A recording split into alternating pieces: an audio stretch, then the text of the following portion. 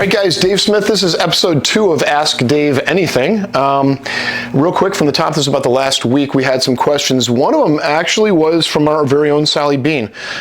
She wrote, we often get asked about what to look for when buying a secondhand Factory 5 kit. She gets this question all the time on the documentation side. So, there's 3 things. If you're going to buy a used Factory 5, a car that someone else built, maybe it was a builder-built car, maybe it was a customer-built car. One is documentation, and we get this all the time. I bought a kit, I got a bill of sale, but you don't have the certificate of origin, or you don't know who the original owner is. One thing to keep in mind is these cars are not registered titled cars yet, so the titling document is really the certificate of origin. So make sure you get a bill of sale that shows what you paid. It'd be best if you had receipts for the parts. And the last one is the certificate of origin. If you don't have the C of O, some states will let you do that, but remember, there's tax issues. And if someone built this kit, and maybe it was a partial, and they sold the parts to somebody else, no one paid either the use tax or the state tax on that. So you really gotta be careful about tax. So you might end up holding the bag and owing someone else's taxes because they didn't finish the car and register it. So documentation is the first. Second thing is safety. I mean, we have, and you can go, Dave, tech at Factory 5, right? You send an email to tech at Factory 5. Our assembly manuals have a race car tech prep checklist. It just means you go through suspension, steering, critical mounts, bolts, nuts, bolts, fasteners that you really want to check before you drive the car.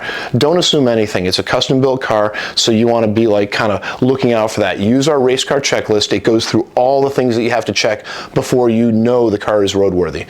The last one is the most fun, and that's, I mean, we've been making cars for 29 years, so everything from a Mark I Cobra to most recent cars, there's a lot of options and parts that we've evolved and changed over the years.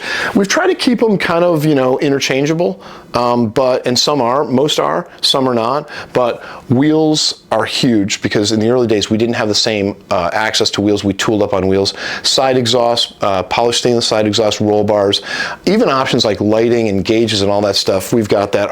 Even our seats have changed. So if you have an old Factory 5, you call the crew here. We just recently did a major upgrade of a Mark I, Mark II to current specs. So the guys know what parts you can put on, especially suspension parts. You can go from that 4-link to the 3-link, the IRS. There's upgrades you can make on that. Let's see, question number 2. All right, question 2 is from Kyle R. If you could pick one car to make the Dave Smith version and have it certified by the manufacturer, what model would you use? We don't do that. I mean, Shelby likes to put his name on stuff. I like to share the kind of the spotlight. I would say that our anniversary models are essentially signature models.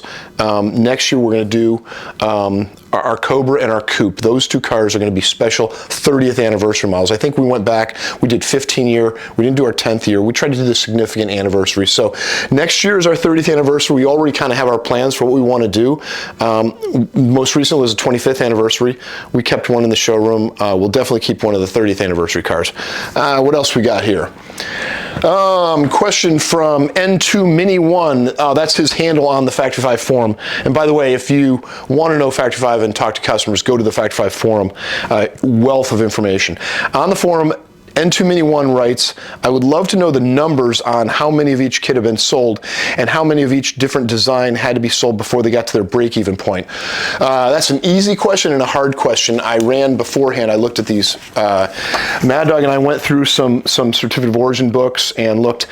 In 1995, we started with our Mark I Cobra all the way to current, our Mark IVs. Mad Dog, we had almost 11,000, 10,976 on the Roadsters. Now, some of these we could be off by 30 or 40 units because there's units being produced right now. In 1999, we did all the engineering and we launched the Daytona Coupe replica and all the way up to the Gen 3. Dave, when did we debut the Gen 3? Is it SEMA? It was like 2017. So from Gen 1 to Gen 3 coupes, we've made 1333, so over 1,300 coupes.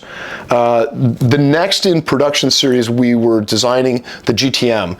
Now, we did the Challenge Cobra before the GTM, and I think we've done close to about 200 of those cars, but that's folded over into the Mark 1, 2, 3, 4 Roadsters numbers. On the GTM, we've done 540, 538 is what we have in the serial book. After the GTM, that launched in 06, 07. I think we had the Hot Rod, the 33 Hot Rod launched at SEMA in 2008. I think we had 2 cars, one in Ford's booth and one in our booth. But since since 2008. I think we went to full production in 2009. I do remember 2009 because the economy was tough. We built and shipped 100 hot rods in 2009, but to date we've made 1,369. So we're creeping up on 1,400 hot rods.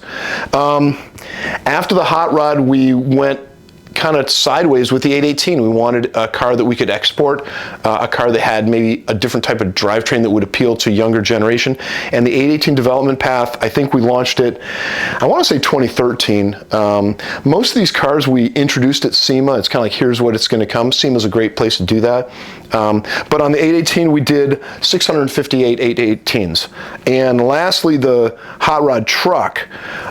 Dave, I thought it was 2018, but I think we went to production 2018, and we launched it at SEMA 2017.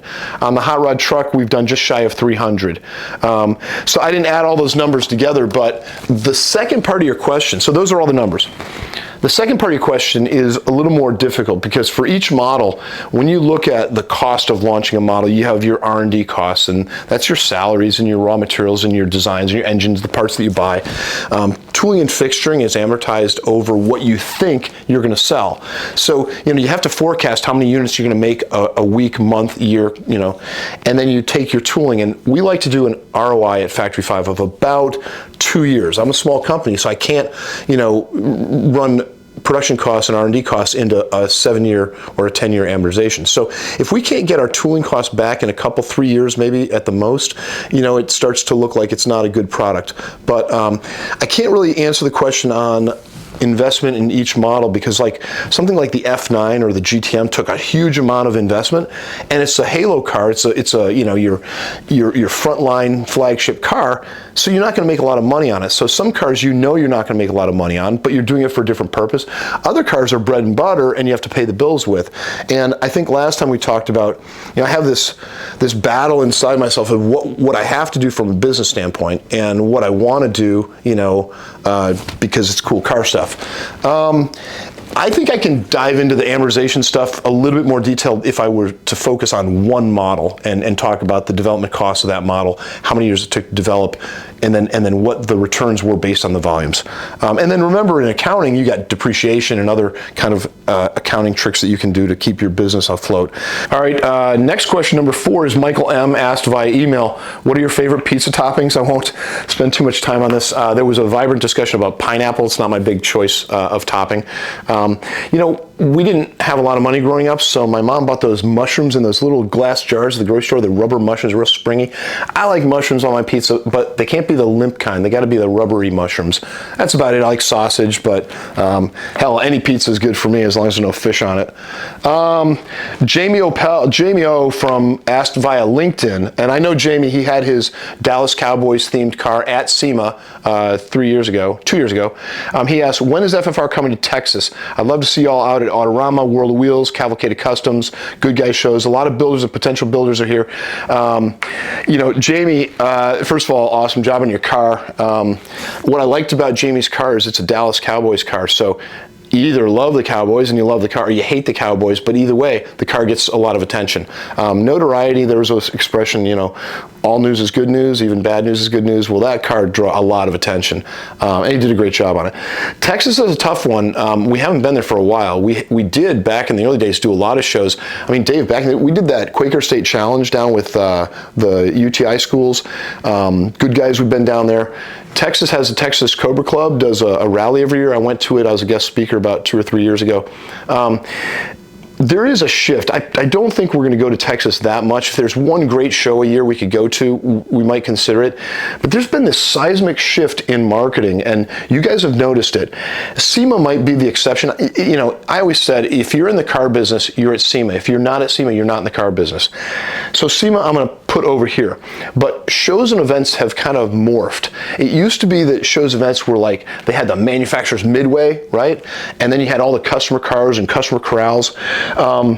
It's different. Social media has taken over. So now most of the car shows are more like Cars and Coffee. And I'm not saying the Good Guy shows and NSRA, those are still good shows, but social media has taken over everything. And so, our focus is in supporting customers that are going to shows. And like you had, Nicole, you had Silver State Classic, right? Guys are running close to 200 miles an hour. We're kind of shining a light on what they're doing, but we weren't there. I personally want to go back to more races. COVID kind of shut everything down, but Jamie, we will get to Texas. I just don't think we're ever going to go back to Texas in the size and scope of the shows that we used to go to. I hope that answers your question. Let's see here. Jeff K, I know who you are. Ask Dave anything. Okay, so you've mastered the art of entering and exiting the coupe while still looking cool, but some of our friends have not. How about offering a tutorial? Hey, I mean, if you guys want to go in the showroom, we can do that. The Daytona Coupe is such a cool car. It's really hard to get in and out of, but I got a procedure. I've been doing it for years and years, and it's super easy to get in and out of if you know how you're doing it. Let's just go down in the showroom, and I'll do a 1, 2, 3 tutorial, and that'll be it for the questions. Yeah? All right, let's go. Let's go sit in a coupe.